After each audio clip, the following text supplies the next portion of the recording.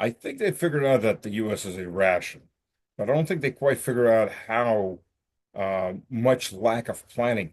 On Russian television, it's still coming from at least from the Kremlin. There's still demands that Trump not be criticized because we may still be able to talk to him. Like, but to whom? Talk to which version of Trump? Yeah. I mean, what day of the week is it? Which version are we on right now? Yeah. Well, the thing about it too is that as bad as Donald Trump is, and let's call it what it is, and I've thought this for 10 years, you and I talked about it when I was in Hmm. Russia. Donald Trump was never qualified to be president. Oh, of course. Set aside what you think of his policies, and I agreed with many of his policies, and I still do. What he verbalized in 2016, end the wars overseas, pull forces out of Iraq and Afghanistan, get out of Syria. These are all things, as you recall, he said. Remember, he said that Bush's decision to invade Iraq was one of the cataclysmically stupid decisions ever made by an American president. Yeah, Yep. absolutely. And of course, we know the other side. He also talked about closing the borders. He talked about resetting American trade relationships, getting control of our deficits, all of these things. So I agreed in principle with all of that. But the entire Capitol Hill community, both parties, a lot of the infrastructure I talked about a moment ago, the K Street lobbyists, these nonprofits and so forth, that's the permanent government that never changes hands regardless of who is elected. And so, whatever Trump's faults may be, he was never going to overturn that. And here's what's worse, and this is something I just don't think a lot of people understand, is that for the president of the United States to de-escalate these conflicts such that you can get something like a sustainable peace agreement, whether you're talking about in Ukraine or you're talking about in the Middle East or beyond, maybe in East Asia, you have to have an executive that has the capacity to actually implement those kinds of structural changes. Getting out of this war in Iran, Wall Street thinks he can just send out a tweet and say, hey, it's over. We've won. No, he's got to get our forces out. He's got to disassemble our bases. He's got to get our equipment out. He's got to sort of sever ties with the Israelis. These are complex issues. And so the end result, and this is, I suppose, my final point to Duran, if they're watching and others, is that how do these wars end? Well, in Western Europe, it means the dissolution of NATO. Nothing less than that. NATO must be dissolved. Probably the European Union is gone too, and they're working overtime to make that one happen because of the euro and its incongruities and so forth. And then in the Middle East, as I said a moment ago, American boots must exit. Period. There must be a Yep. mass Yep. exodus. Nothing less than that is going to end these conflicts. So, in other words, they're going to do all the opposite, the exact opposite of what you just mentioned. Yes, Yeah. yes. Which means that these wars are going to get worse. Yep. And my hope is, and this is what I said in the Substack essay, and if I'm wrong on this particular point, frankly, you should all hope that I'm right. But if I'm wrong, then you're going to get a kind of war that I don't think anybody wants. Certainly not the global South.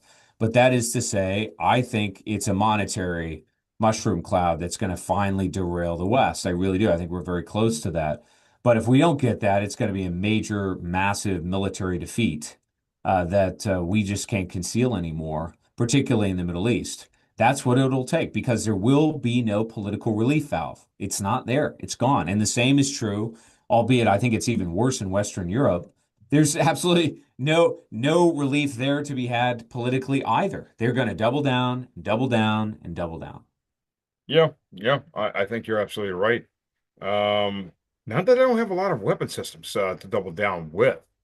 I mean, they're hitting rock bottom at this point for most weapon systems. Well, let me ask you this. You know, what do you think is going to happen with the Israelis? Because a lot of people are saying they're on the edge. Then Yahoo comes out. We're gonna pull in 200,000 reservists. The 300,000 they called up, they only got about 200,000. So one third either was already gone or just refused to show up. He hasn't gotten more popular. Okay, granted, most of his opposition is more psychotic than him. That's saying something. But they're going to pull another 200,000 people from their crashing economy.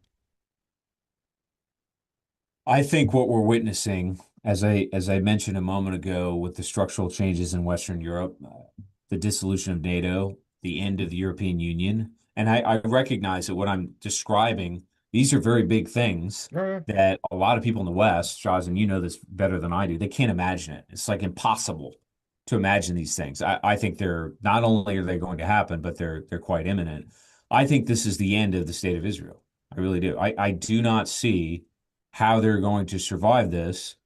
It's not simply because I would add th this war has gone so terribly for them. And when I say war, it's really wars. I mean, essentially what the Israelis have done, and I think this is the strategy that we're deploying against Iran as well, and the Russians is the Yinon plan. I don't know if you ever heard of the Yinon plan, but Oded Yinon was an advisor to Ariel Sharon, wrote this document in 1982, in which essentially he said, in order to make the Greater Israel project happen, from essentially the Nile River Valley to the Euphrates River, we're going to have to fragment, balkanize the entire Arab world, essentially chop them up into these internecine patches of population, and then we're going to colonize. We're going to build human settlements over top of it. Now, when it comes to Iran or Russia, there's no interest in human settlement, but we'll turn them into economic organ donors for the West, which is right. sort of what Russia was in the 1990s, as you well know. So it's the same strategy. It's just a slightly different result. No settlements, no real colonization in that sense, but it's financial harvesting. And that's what BlackRock and the rest of these major companies, as you know, that's what they want. That's why they think the Chinese are an enemy too, because the Chinese won't let international capital come into Beijing or Shanghai so that they can take over the country as well. And they all thought that when China entered the WTO 1999, essentially that would happen. And so that plan, the Yinon plan, is going to go until it can't go.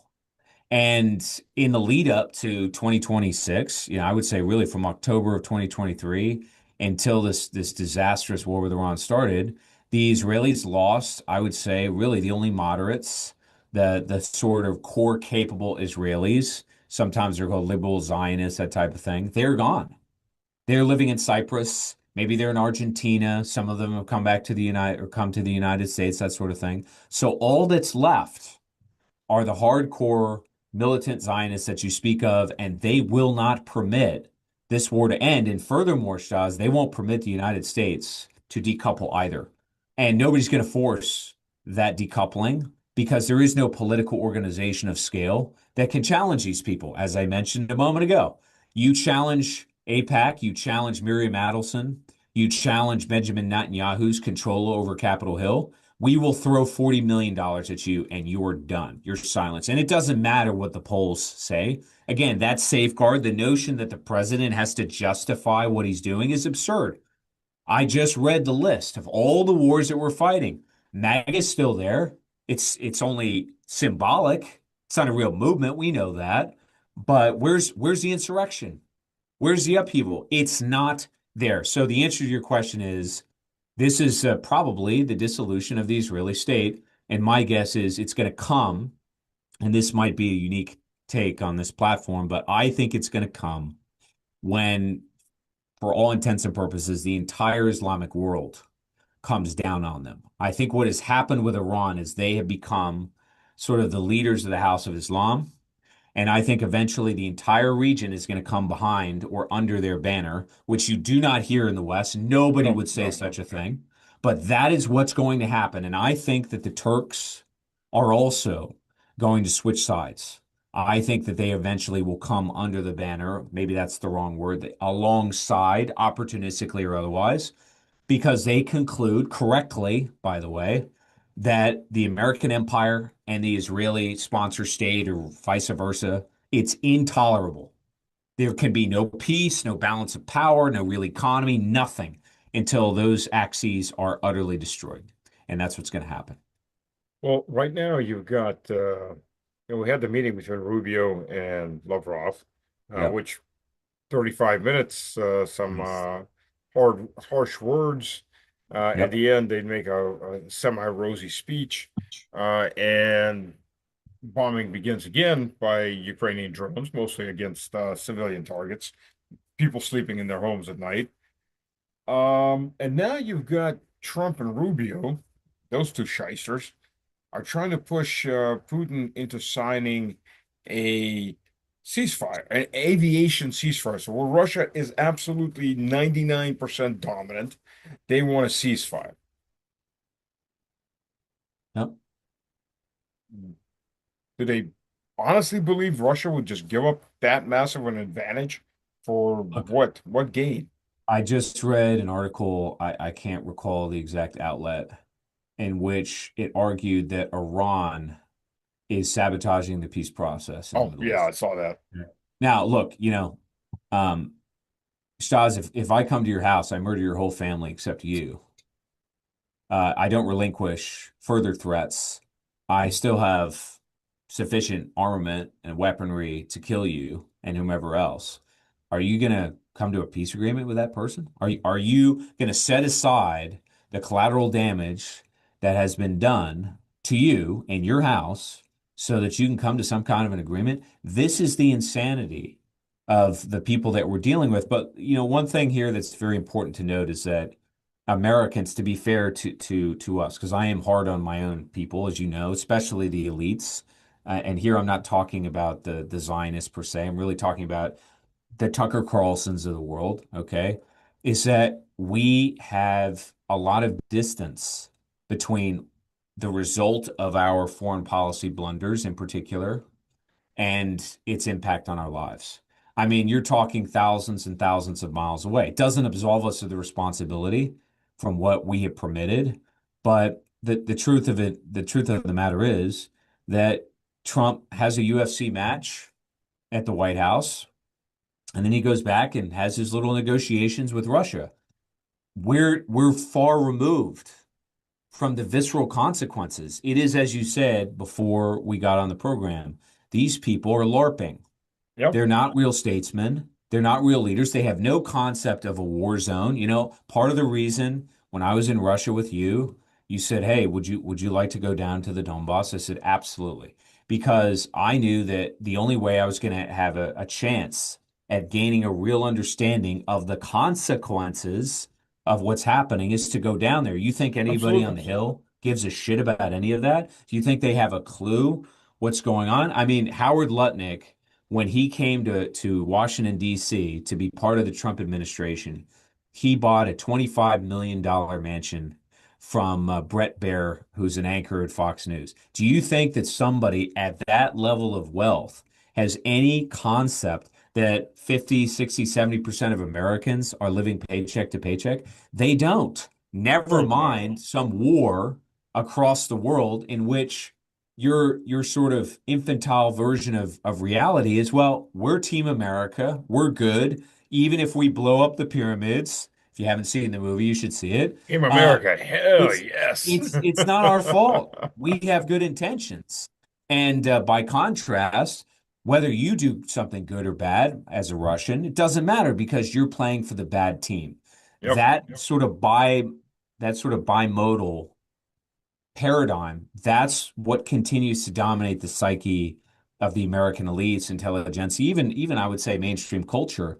And we have got to move beyond that if we're prepared to actually hold negotiations with the Russians and so forth. But the reality is, and you know this better than I do, Putin, and I understand his point of view, he doesn't want war with us. The Chinese don't want war with us. Iran doesn't want war with us. I could go on and on and on. But unfortunately, they better start dealing with the rogue state as a rogue state. And Yeah. I think that's what's about to happen. Yeah. Yeah. By the way, you got to understand, Lotnick had to move down because his next door, to Epstein's mansion, it's just got the wrong vibes these days. The kitty market's dried up. Meanwhile, in Washington, the kitty market's at full blossom. I don't know whether to laugh or cry. But again, what I just cannot emphasize enough is that the damage that's been done by all of these people. Uh, I mean, four, I think, of the five wealthiest counties in the United States are sitting within an hour radius by driving by car Mm. of where I am right now.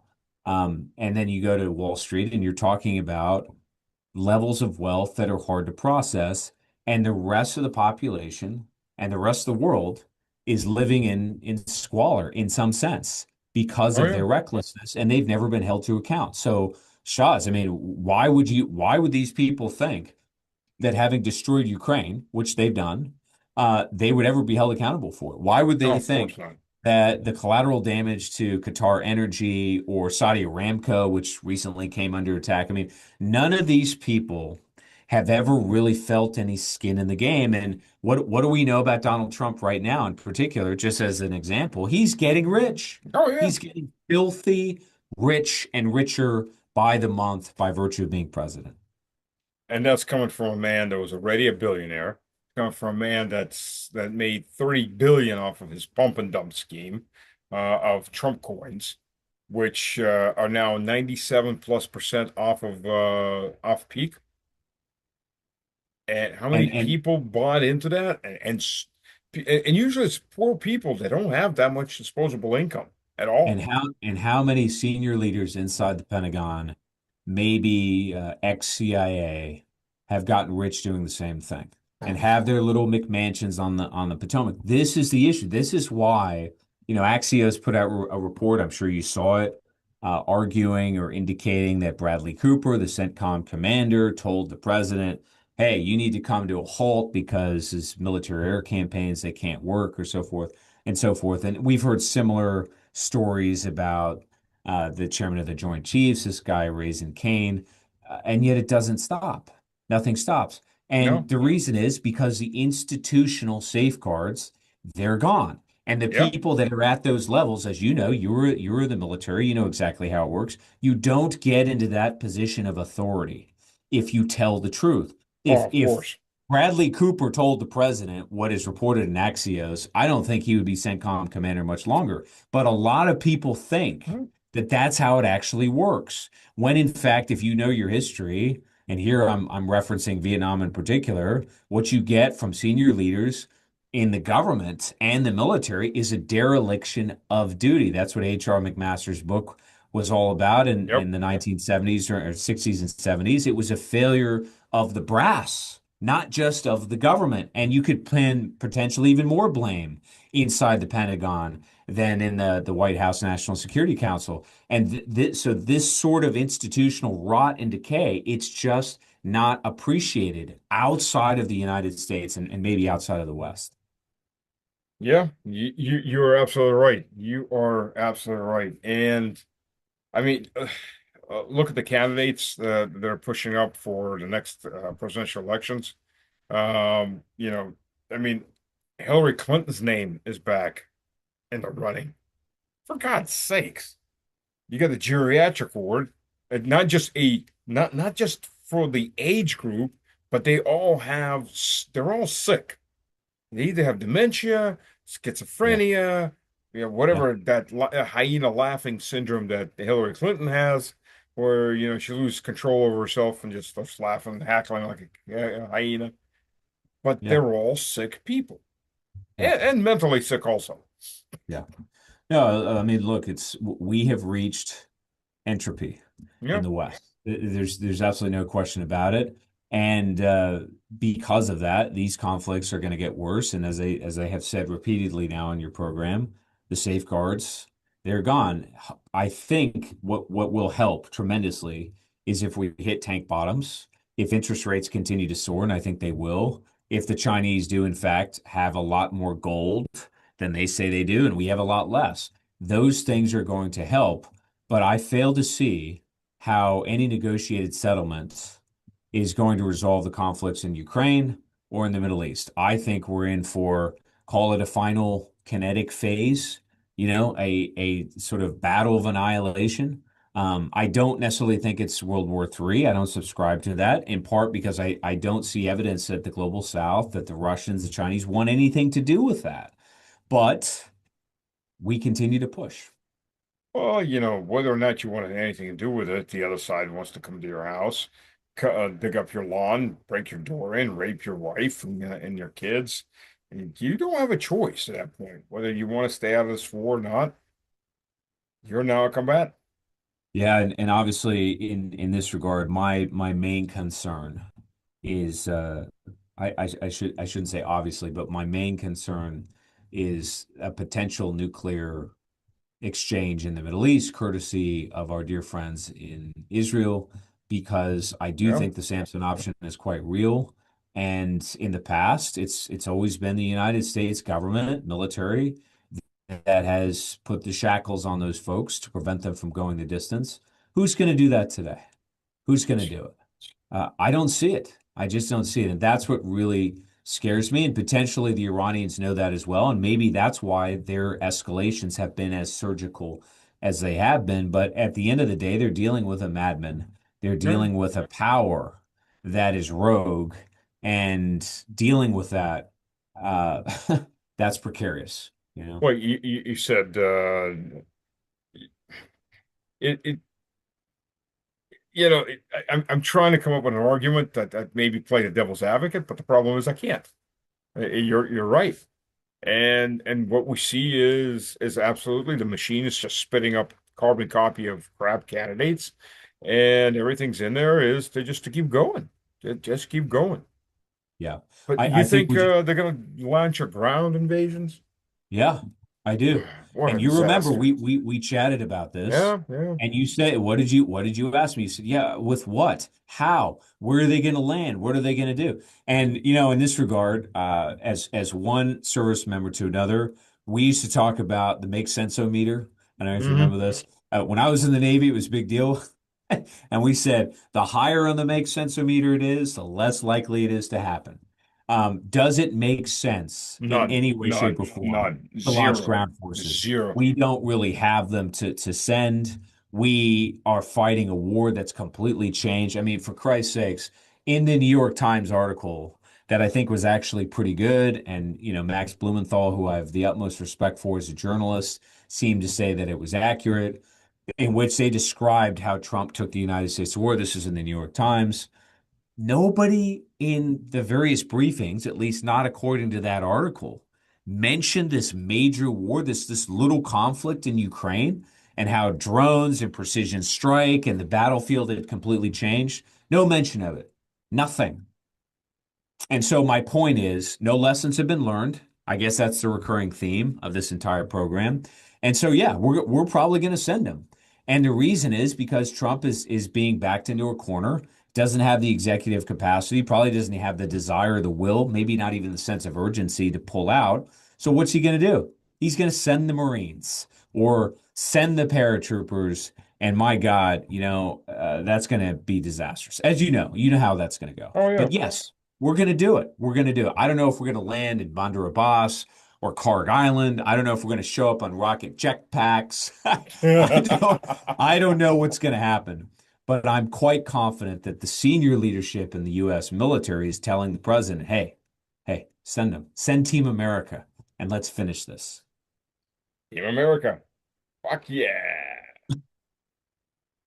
On that note, Cameron, I want to thank you for coming on.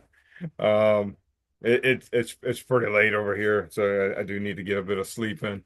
Um, it's always a pleasure, and I wish we had some good topics to talk about. Well, we did talk about some positive topics. I'm not going to mention which ones, offline, so that's still in effect. But we can't mention them on here. Next time we'll talk about the weather. How's that? We'll The talk about weather. It's raining. It's seasonal shit. change in the weather in Moscow, right? So anyway, yes, it's always a pleasure, Saz. Much appreciated. And let's see what happens next. Oh yeah, and the problem is we're not gonna have to wait long. Any day now. And Ukraine, once Iran fires a missile into Ukraine, and it will, I don't know how the Trump administration is going to react to that. But it's going to be interesting. Our man Bibi Netanyahu is in CONUS as we speak, and I don't think I need to be a fly on the wall to know what they're discussing. They're discussing resumption of the war, Yep. escalation, and that's what they're going to do. Yep. Yep. Well, the Goya can go fight for the Zionists. Yeah. Sad. Sad. Yep. Thank you. Thank you very much. Everybody, thank you for joining. One day we'll have some good news stand up. I'm not sure when the hell that day's gonna come, but I'm It'll holding out come. hope. Yeah. It'll come. But you got to purge the stupid first, and we'll get to that. Yeah, but the stupid fight's hard. They Well, fight what very hard to one survive. quote I will leave your audience with, because it's one of my favorites, but I think there's an important twist to put on it, and that's Einstein said the difference between genius and stupidity is that genius has its limits. Yeah, that's true, but stupidity has a great Twitter account. It's a Twitter follow you gotta make. Yeah. Oh yeah. Oh yeah. Um, and on that note, thank you, folks. We'll talk to you later.